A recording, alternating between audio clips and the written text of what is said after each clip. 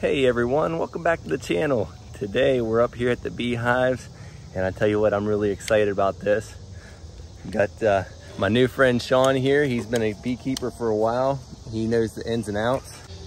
We're going to be doing a hive inspection. So recently we relocated these hives here. They're going to be, they were put in this area to gain a specific nectar from the Japanese knotweed and hopefully some goldenrod. But anyways, I wanted to bring you all along for this. I'm still learning for it, so excuse my terminology. Got a lot to learn, but sure is exciting, and wanted to bring you all along with it. So Sean's getting the smoker ready, and we're going to get in here and see how these bee colonies are doing after the move. Alrighty, what you do first is give them a few puffs of smoke. When I took the tie down strap loose from these from when we transported them, they came out and one got me on the thumb. So we'll give them a little bit of smoke. That interferes with their ability to communicate a little bit in the alarm pheromone. So we're going to smoke them and let that sit for just a little bit. We'll be working the hives from the rear. All right. That way we stay out of their flight path.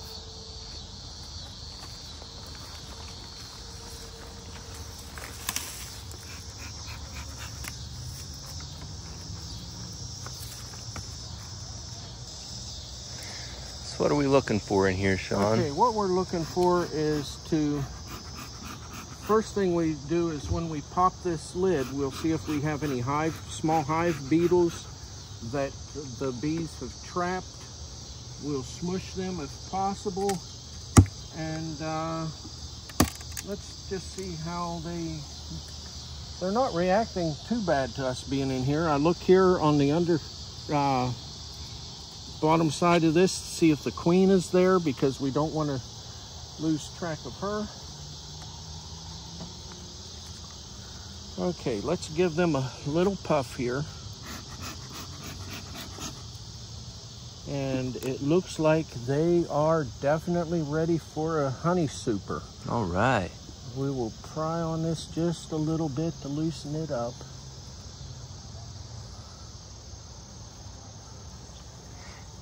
Oh, this is exciting stuff, guys. Looks like they're doing really well. Okay. I'll just bring this up gently. Get hold of that.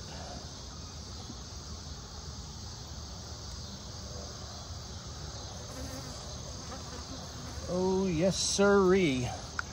There we have a full frame pretty much. That is capped honey. Wonderful. Not too many bees are on that outer. They usually do the outer frames last. All right. Well, that's a good sign. Let's just be gentle here. Everybody squishes bees. You can't help it, but you try not to. And if you watch very many, oh my, that is probably, oh, I'm gonna say 8 pounds, 10 pounds of honey, a little bit of bee bread in there that's pollen and nectar mixed that they feed the babies. Is that the darker looking stuff there? Yeah, Sean? you can see it. It's also covered with honey. Okay. This is more likely spring honey here. Okay. And this is the fall honey through here. The spring honey this year was mostly black locust. Some years it is autumn olive, an invasive that produces a lot of nectar. This year when the autumn olive was in bloom, it turned cold and rained the whole time.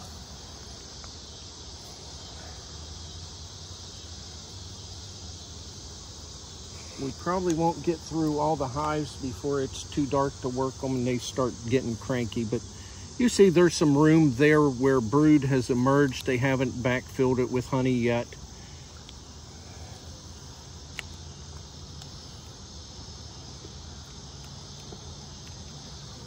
For how cranky these bees were when I took the tie-down strap off, they're actually quite gentle now that the hive's open and I'm working the hive. You see, I haven't had to smoke them anymore. They haven't tried to staple my pants to my legs. There is a ton of brood, cap brood. That is wonderful. Excellent.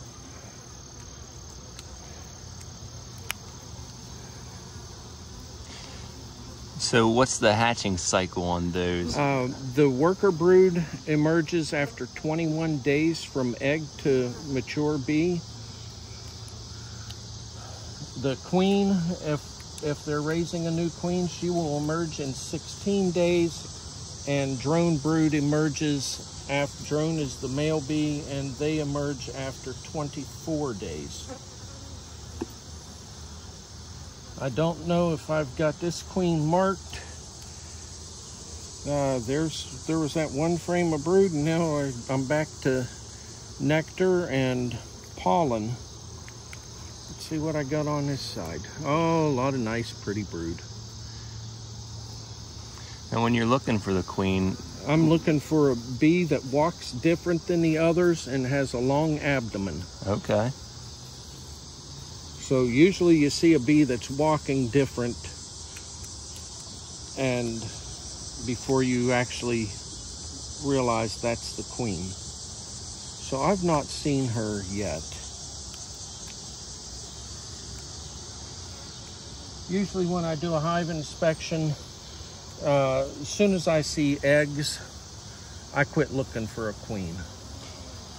You know she's doing her job then. I know she's doing her job.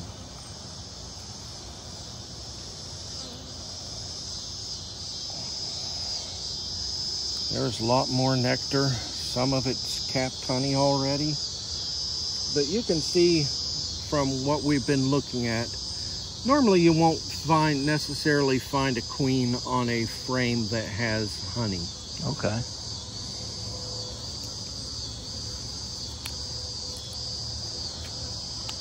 But you can see by looking at this top box that they're ready for a super.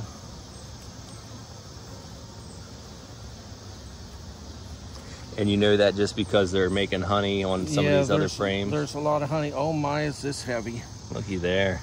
Wow. See that? That is beautiful. Here, let me let you grab this top corner so that you can experience how heavy that is. Oh my. Yeah, that feels like 12 pounds or better.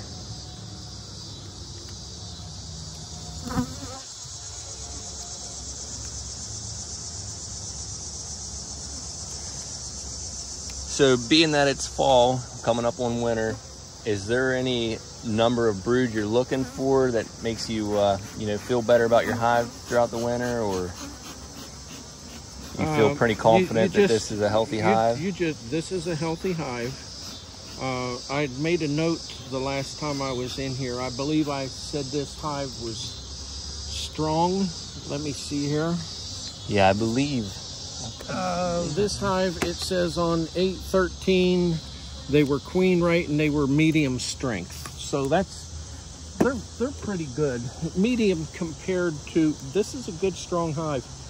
But these other two hives, I've written strong on them, and they are just phenomenally full of bees.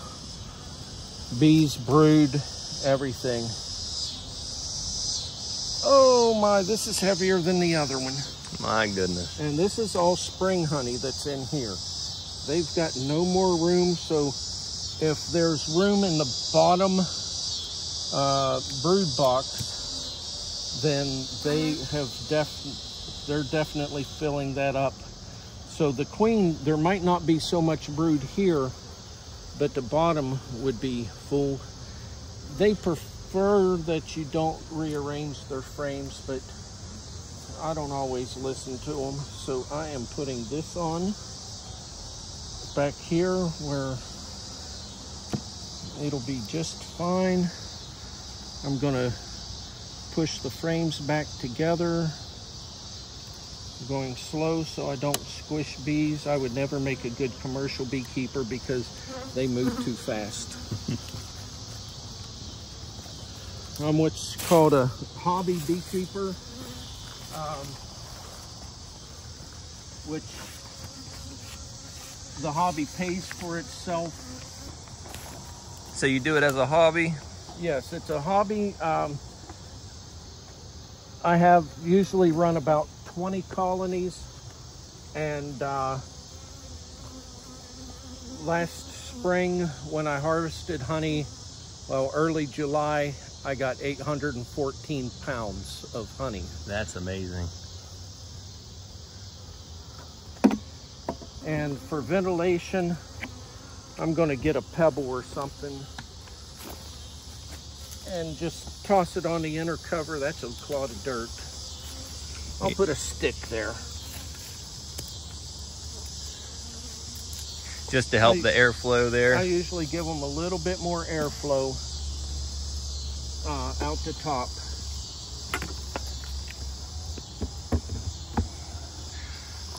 No, there was a marker over here. It's in my pocket, Sean. Okay.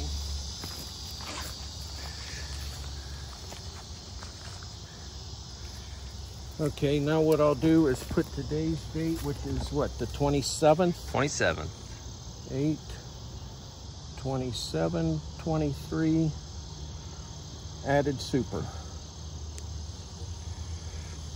Would you still consider this a medium strength hive? Yes, but towards the strong, because the queen she slows down laying in the heat of summer. Okay. And then she ramps up again for the honey flow in the fall. Right now, the bees that they're raising over the month of September will be winter bees. Summer bees live about 6 weeks. Winter bees live up to 6 months. So once she shuts down around first frost, those bees will live until the honey flow starts in the spring. That's amazing. Okay, what we got in this super is 9 frames instead of 10. What that allows is the bees can build the comb out, the cappings, a little bit wider. It's easier to uncap. You actually get more honey on 9 frames than you do 10 frames. If you have undrawn frames, you'll want 10 in there because you got to maintain that bee space as much as possible. Because I'll pull this out. If we have a drawn frame and then an empty frame, what they will do is they will pull the drawn frame out until it just about touches the empty frame, and then that empty frame won't be able to be used. Okay. As you can see, the nectar here from the knotweed is a dark nectar. When you hold a jar of this up to the sun, though, it has a red appearance. And the knotweed, in my opinion, is the far superior fall honey. All right. Your other fall honeys are wing stem in this area, goldenrod, and your purple and white asters.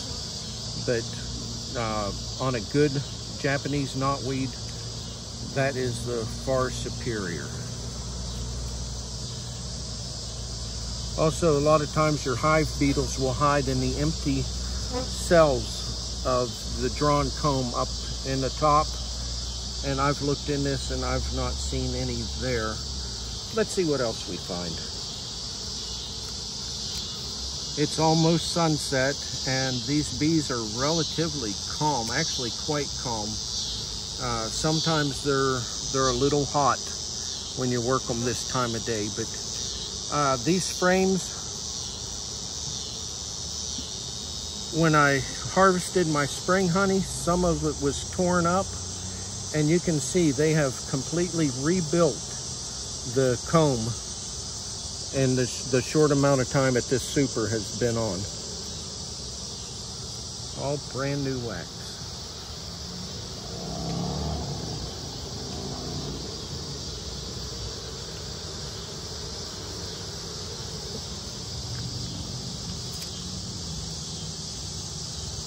And here also, these are probably about 50% full.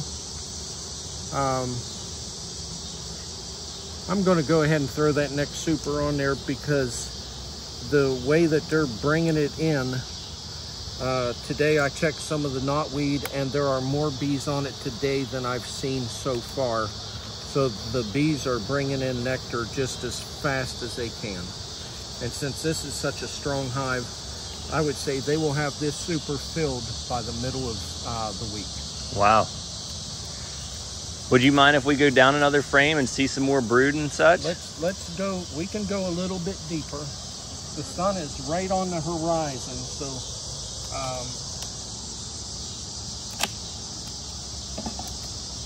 I'll let you feel that. See, that's still pretty light.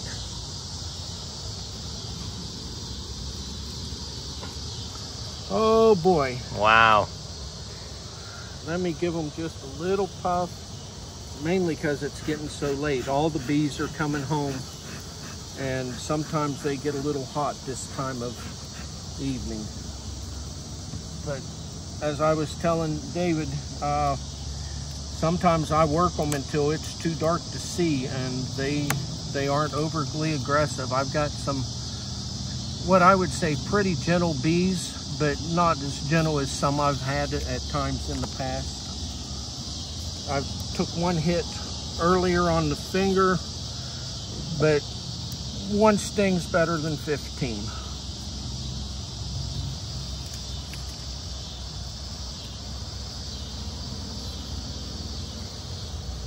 There's some brood. No, oh, no, that's cat honey.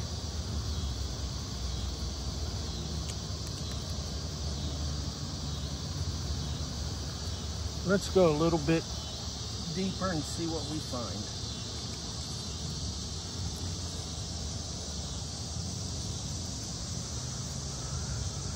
Also, you don't want to work them when you got thunderstorms within about 20 miles or so. They get really angry then. Oh my, that is heavy. There is no shortage of stores here.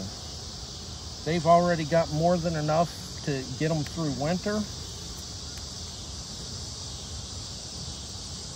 All the rest is going to be surplus.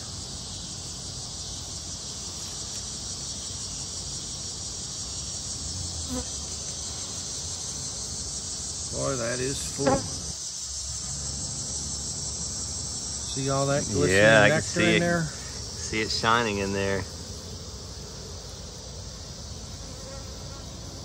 Sometimes I don't even go deep enough to see brood or eggs. I look at the hive, I listen to it to see how loud the bees are, and I can tell if they're queen right or not.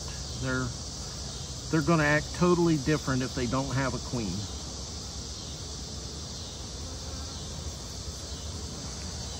This is all nectar. I'm not seeing any brood yet.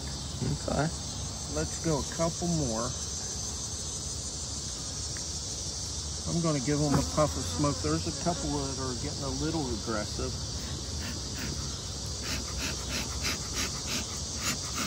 There we go.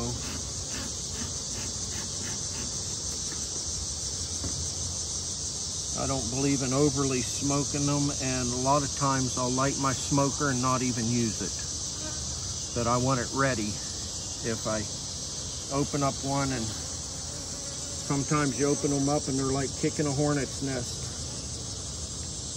One hive will be gentle and they'll give you the impression, hey, come on in, check out everything.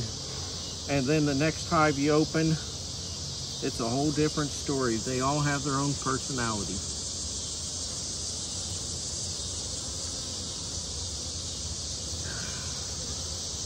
And this box there's some cat brood. Right up in the corners, they've filled everything else with honey.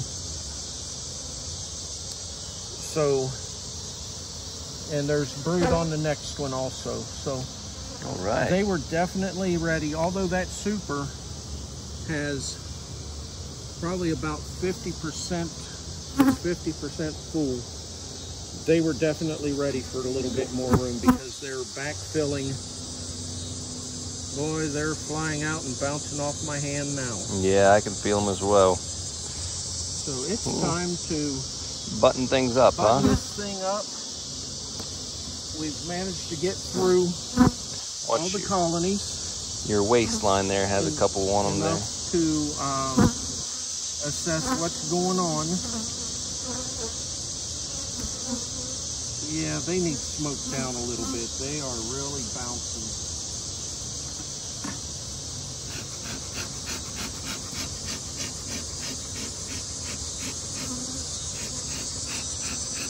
Let's get some smoke in the air.